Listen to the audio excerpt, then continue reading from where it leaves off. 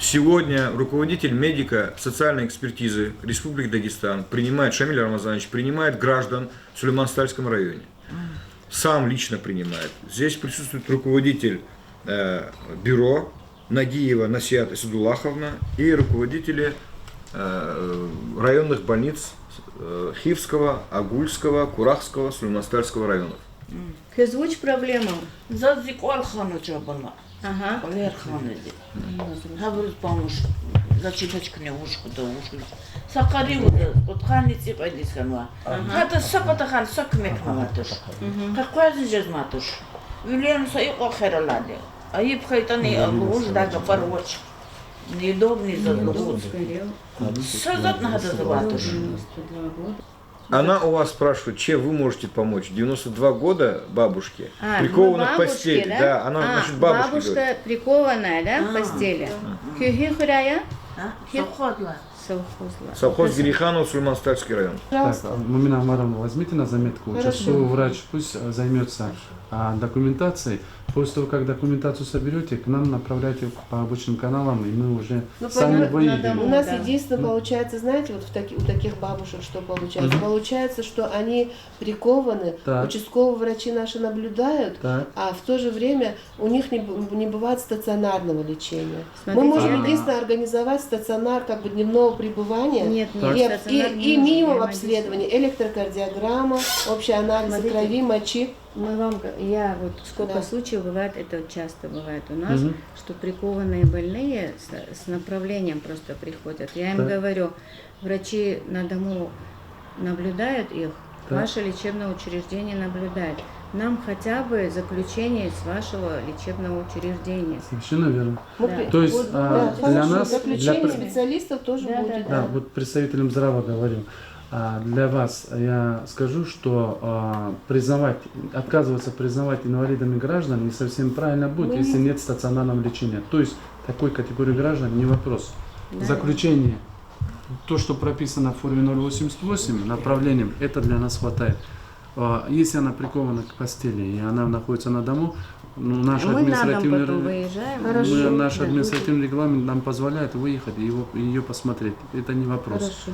Так что как документ, объясните ей, пожалуйста, как документы сейчас будут? Поликлиника, да, документ архкида, направление, они к вам на дом выйдут, поликлиника, да, к участковый врач или там специалисты, к дирекция специалиста придут к вам домой. Улизатан клик до больной здесь. Ахпа при направлении ракурда чипотал, в тектис. И чун сразу ходит вниз. Комиссия есть, хорошо? Раз она не сказала, скорее всего, она, наверное, нуждается вот в памперсах, вот раз она это не озвучила здесь, скорее всего, она в этом тоже нуждается. Мы ей чем поможем, хорошо. Едде, в моем цургудла кабинете иниз аладку. Когда фижена больница здесь. Пока алад. Эгер ках ябта гускита, кнечазла. Тяжелые моменты, когда к вам обращаться, ты же дала, вы можете звонить, вызов гуск, улиску дала, врача. Хорошо? Я не кидедис писхаита, зенгун скоро дис. Скоро дис ва. Поликлиника? Поликлиника дис. Хабр 4 курда дис. Пока Эгер көз лазим термесилар восит ханис телефон я. Кü пока цургудла кабинет дис, дидени документарный галаз, гос, ханис алат пока. Хорошо? Муж глаз? Дидени документа. Через уч документа, вот ага документ. Хорошо. Ахпа хабр кюри кü потокред. Кü колис.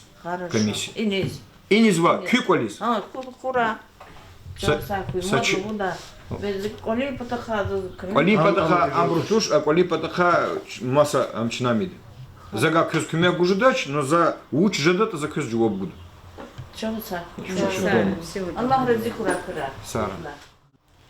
А по поводу девочки. Вот руководитель Шамиль Рамазанович. Откуда? С Махачкалы, руководитель ВТЭК. Сулейман-Стальский район, Ашагасталь, Казмаля. Пожалуйста, на русском языке суть вашей проблемы. Шамиль Рамазанович, руководитель ВТЭК Республики. Кто может из вас объяснить? Девочка болеет, она приступ бывает у нее. Вот в Махачкалу мы ездили в прошлом году 3 раза. Нам сказали, что места там нету. Больница? Да. Ну, каждый раз сказали, что то вот другой день, то один день приезжайте. Нам отсюда до Махачкалы несколько Шымкент же так. Ну, без денег не могли больше туда ездить. Документы там остались в больнице. То есть вы в больницу обращались Да. из-за того, что нет там мест? Места нет, потом сказали ремонт там, ну не взяли. Ясно. А в какое учреждение лечебное обращались-то? Не помните вы, где это было? Регион же, да? Ну, 99-го года девочка. Да. А насколько часто бывают у нее эпилептические приступы? Приступы у нее бывают, когда лекарство пьет, бывает. Она останавливается, да, просто держаться в руке. Но что держит она? Не отпускает из рук. Вот смотрите, для того, чтобы мы анализировали, насколько имеется серьезная проблема у ребенка, мы обязательно должны, когда к нам на экспертизу приходят, помимо тех медицинских документов, которые направляют в лечебное учреждение, также и листы, открепленные листы, они бывают сигнальные листы со скорой помощи. Во время приступа у вас, наверное, тоже организованы сигнальные листы должны быть, потому что то, что написано в медицинских документах, она должна отражаться и параллельно в амбулаторной карте, и сигнальными листами закреплено. Почему говорю? Потому что ребенок, у которого есть, вообще человек, у которого есть эпилептические припадки, вне приступа смотреть, это абсолютно здоровый ребенок, абсолютно здоровый человек, и им устанавливать группу инвалидности, это не совсем правильно будет без подтверждения.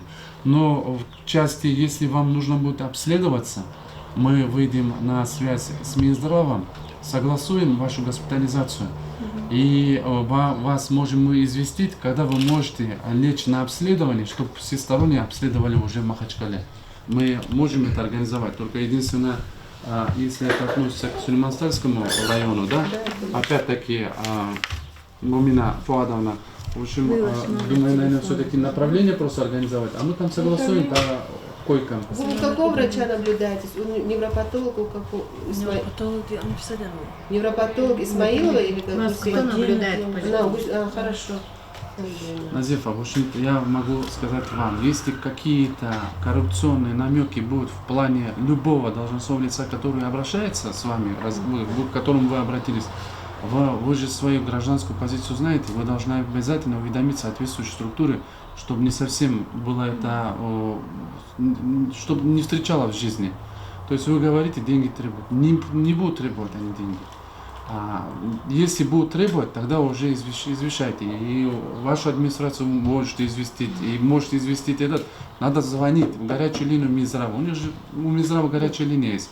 Оперативно работу проводят с недобросовестными работниками. Они тоже. И мы проводим работу такое в нашем учреждении. Но у нас не Минздрав, у нас несколько другого учреждения.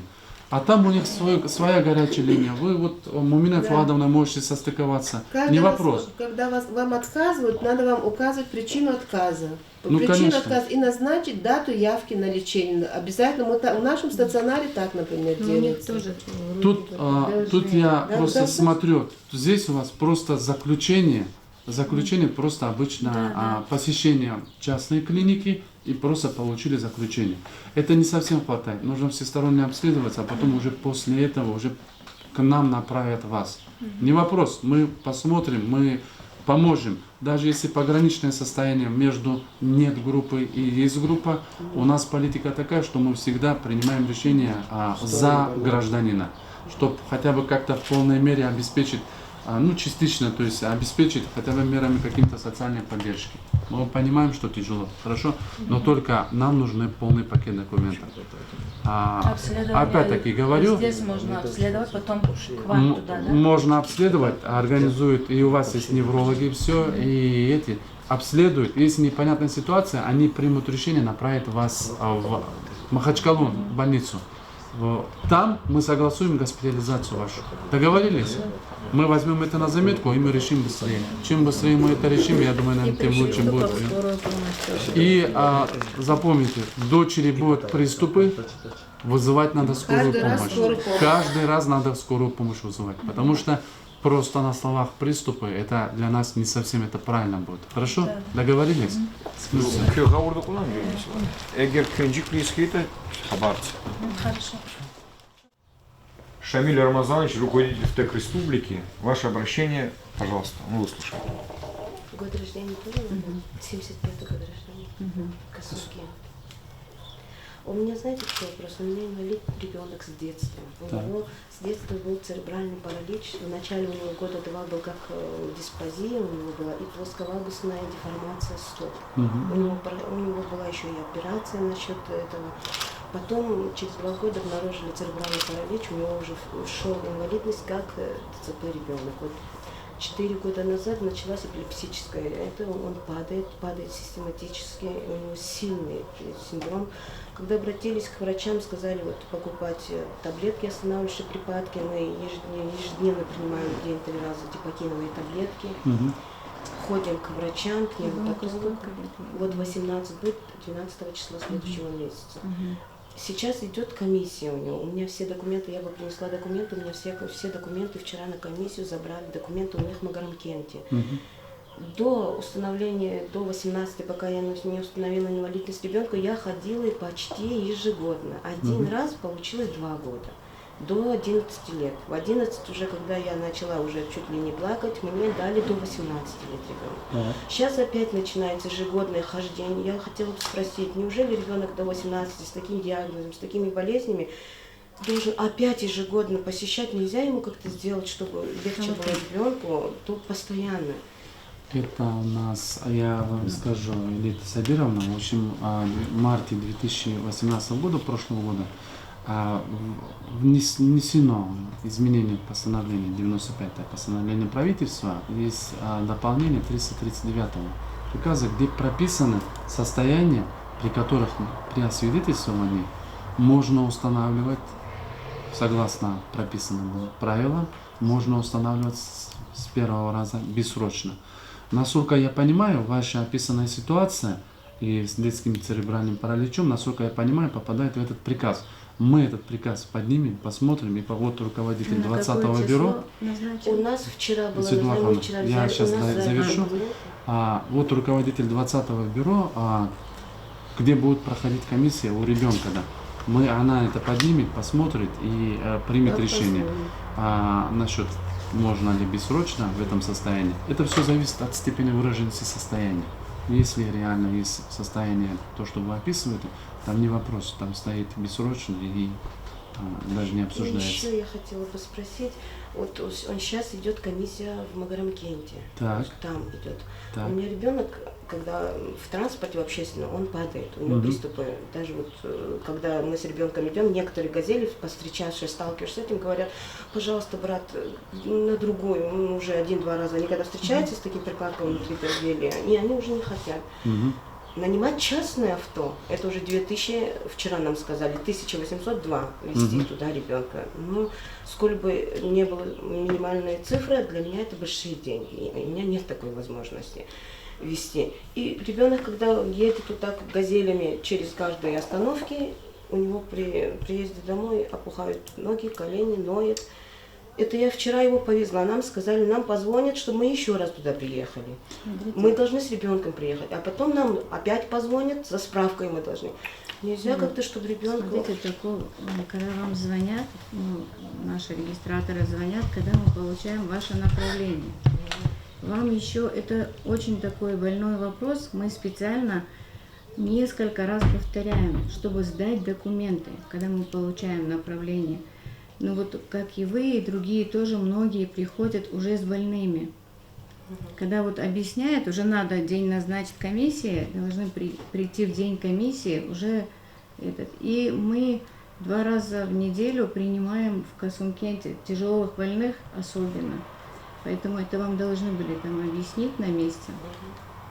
Так что мы... То есть она может приехать в Касумкент, Да, в больницу. и там, что приняли ее. Да. А нельзя организовать, чтобы ее на дому обследовали? Нет, То есть если у ребенок- нее есть соответствующие бумаги, если есть у нее заключение на дому, то Не, на мы, дому конечно, нету, выезжаем. на дому Он очень- ходит. Он ходит. ходит. Вот, без этого если на дому было бы заключение у них, этих вопросов тоже не было бы у нас. Ну, насколько я понимаю, вот 2 раза в неделю же у нас Да. свидетельная комиссия проходит здесь.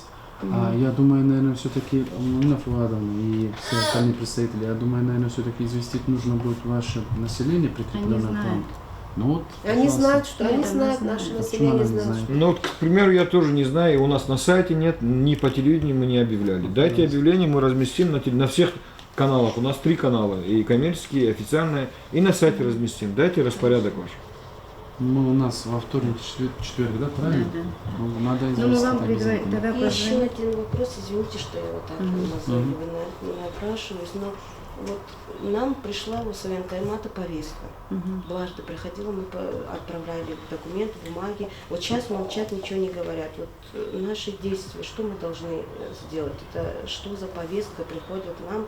Ребенок-инвалид должен получить повестку с военкомата. Думаю, наверное, это прерогатива военкомата, но знаете так, когда мы признаем ребенка инвалидом, они автоматически получают в течение 2 недель извещение о том, что ребенок призывник, он признан инвалидом. А дальше, должно ли или нет, думаю, Нет, наверное, но всё-таки военкомат, разберутся. когда предварительные медосмотры бывают, Так. там же бывает 3 раза медосмотры, Да. бывает 15 лет, 16 лет и уже 18 и выше. Мы подаем в военкомат список детей-инвалидов, которые проходят через это. Значит, вы в этом списке есть. Единственное, они просто, что вы должны в военкомат представить копию вот этой красной бумажки. Она И уже все. пройдет, конечно. Вам больше никаких вопросов у них не должно быть. Думаю, наверное, даже и Да. копию не надо представлять, потому что лиц призывного возраста, Светлана, мы отправляем раз в 2 недели лиц призывного возраста, признанных инвалидом, мы отправляем в военкомат. Спасибо. Вам не надо приезжать в Магарамкент, значит, вы здесь, вам экспертизу Сообщим, проведут когда. здесь, и, пожалуйста, еще раз оповестите население, договорились? И максимально окажется действие. Да. Спасибо большое. И по поводу лекарств вы говорили, вы же были у меня на приеме. Да. А что там по поводу лекарств? По поводу лекарств, просто я говорю, что вот эти дипокиновые лекарства, они у нас он принимает ежедневно. Утром целую, вечером целую, в середине дня половину таблетки. Просто я говорю, у меня вот финансовый, получается, не получается. Никто не работает каждый в раз. семье, Да, да. не работает, поэтому насчет работы проходила. Хотя бы, чтобы кто-то... Работу мы вам окажем содействие, а вот Ну, препараты они льготные или как? Да, они льготные. Они льготно, они пойдут в это. А вы Они, получаете? значит, должны Сейчас получать. нет, мы отказались от социального пакета. Я тоже позавчера слышала речь нашего главврача, он тоже говорил насчет этого пакета. Но раньше, года 6, 7, 8 лет назад, эти препараты были дефицитом. Каждый раз, когда обращаешься в аптеку, там их могло быть и не оказаться.